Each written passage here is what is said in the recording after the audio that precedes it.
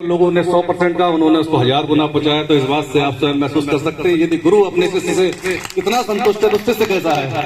और गुरु की चेहरे पे जो मुस्कान दिखाई दे रही है वो यहाँ से खड़े होकर बड़ी रूप से अनुकरणीय है।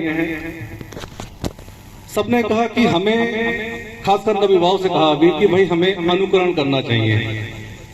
अनुकरण अनुकरणीय तब बनता है जब हम अपने आप को उस रूप में स्थापित करते हैं।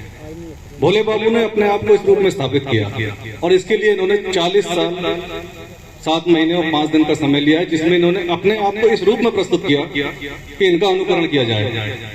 इसमें कठोर श्रम, आत्मविश्वास, समयबद्धता, कर्तव्यपरायणता, वो सारे ही अलंकृत शब्द इसमें लगते हैं, लेकिन वो ऐसे नहीं आते कि वो समय में चंद माह में आ गए। बहुत लंबा सफर आता है उसके पीछे और उस लंबे सफर को तपस्या के रूप में हमें निर्वहन करना पड़ता है, जैसा कि हमारे भोले बाबू ने किया। समयबद्धता का उदाहरण मैं आपके सामने रखता हूँ। भोले बाबू को मैंने कभी 10:05 में कार्यालय में नहीं देखा। मैं जब भी कार्यालय आया, भोले बाबू हमेशा कार्यालय में सर्वप्रथम आने वाले व्यक्तियों में रहे हैं। उन्होंने ये निश्चित रूप से एक आदत के रूप में स्थापित किया कि कार्यालय में समयबद्धता क्या होती है। अक्सर हमारे सामने समस्याएं आती है, सरकारी कर्मचारी लोग कहते हैं कि साहब समय से नहीं मिलते, लेकिन भोले बाबू इसका विधित रूप से उदाहरण है जो सिद्ध करते हैं कि नहीं, सरकारी कर्मचारी समय से मिलते हैं। और उन्होंने प्रशासनिक अधिकारी के रूप में भी मेरे काम में प्रकाश डालूंगा। मेरे समय में वो लगभग 2.5 साल मेरे साथ कार्यकाल रहा है। एक अच्छे प्रशासनिक अधिकारी का सबसे बड़ा दायित्व जो होता है वो होता है कर्मचारी और अधिकारी के बीच का तारतम्य, उनके बीच का, एक अधिकारी की और कर्मचारियों के बीच में जो सबसे सहज स्थिति बनाते हैं वो होते हैं प्रशासनिक अधिकारी, क्योंकि वो अपनी बात भी रखते हैं और वो अधिकारी की बात भी पहुंचाते हैं। तो भोले बाबू जी ने अपनी पूरी दृढ़ता के साथ और पूरी ईमानदारी के साथ राजकीय हित में, विभाग हित में इस अपने दायित्व का पूर्ण रूप से निर्वहन किया है। इसके अलावा एक सबसे बड़ी चीज है, मुझे आज भी ध्यान आता है, जब मेरा इस जनपद में ट्रांसफर हुआ तो हमारे पूर्ववर्ती अधिकारी श्री हरद्वारी लाल साहब का विदाई समारोह था। उस टाइम पर भोले बाबू जी उपस्थित थे और इनका परिचय उस समय एक बेहतरीन बांसुरी वादक के रूप में कराया गया। तब मुझे शायद इतना एहसास नहीं हुआ, लेकिन जब मुझे 2.5 साल का अनुभव अपने साथ मिला तब मुझे ये एहसास हुआ कि एक कलाकार अगर आपके साथ है तो उसकी वजह से आपका कितना सम्मान बढ़ जाता है।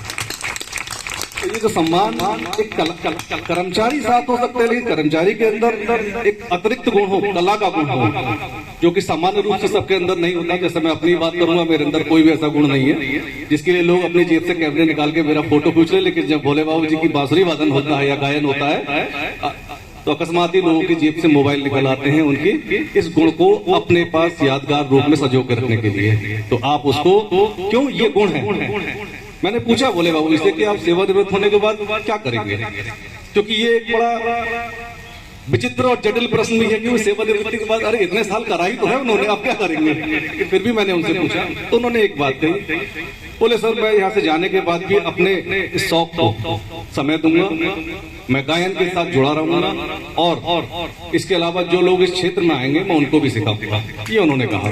तो इससे आप समझ सकते हैं कि उनके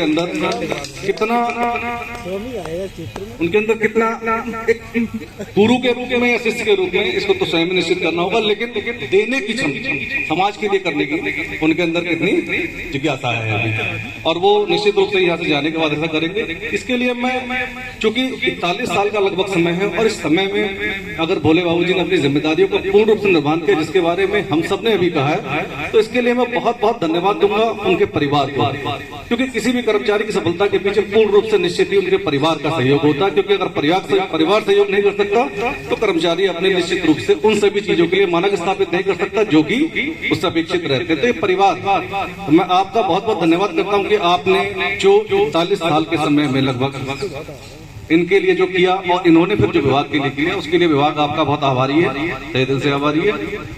इसके अलावा एक लास्ट में ज्यादा लंबा समय नहीं दूंगा, मुझे पता है खाना ठंडा हो रहा है। एक सरकारी कर्मचारी के पास 2 बड़े अहम वाले शब्द होते हैं, शायद मैं बोल दूं, लेकिन उससे पहले मैं माफी चाहता हूँ। एक चीज और थी, संचालक महोदय, किसी भी मंच का संचालक ही मंच को शोभित करता है। क्यों? क्योंकि वही एक ऐसा है जो आपसे ताली बजवा सकता है, बाकी तो कोई बजवा नहीं सकता बिल्कुल भी। और संचालक महोदय ताली बजवाने का जो काम है वो ऐसे नहीं करते हैं, अपने गुण से करते हैं। लेकिन यहाँ पर श्री लटूरी लट्टी जी का भी मैं अलग से धन्यवाद दूंगा। एक चीज और भी कहूंगा धन्यवाद के साथ में, उनके हाथ में हमेशा समाज के लिए कोई ना कोई संदेश रहता होगा। कोई भी व्यंग अगर आप सोचेंगे अभी तो उन्होंने कोई व्यंग ऐसा नहीं कहा जिसमें उन्होंने समाज की कुरीति पे या हमारे समाज में जो बुराई व्याप्त हो रही है किसी भी कारण से हो रही है उस पर उन्होंने कटाक्ष न किया हो।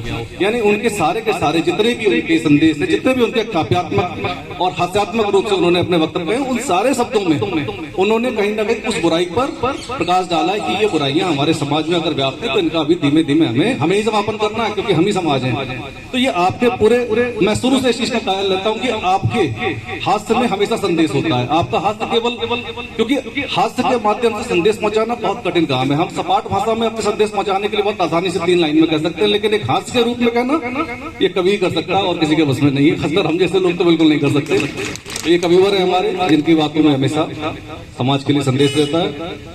हाँ, मैं तो बस 2 चीजें थी। एक सरकारी कर्मचारी के पास बड़ा अहम शब्द होता है, तुम्हारी जितनी उम्र है ना इतनी तो हमारी नौकरी रही है। तो दूसरा, ये बाल हमने धूप में काले नहीं किए।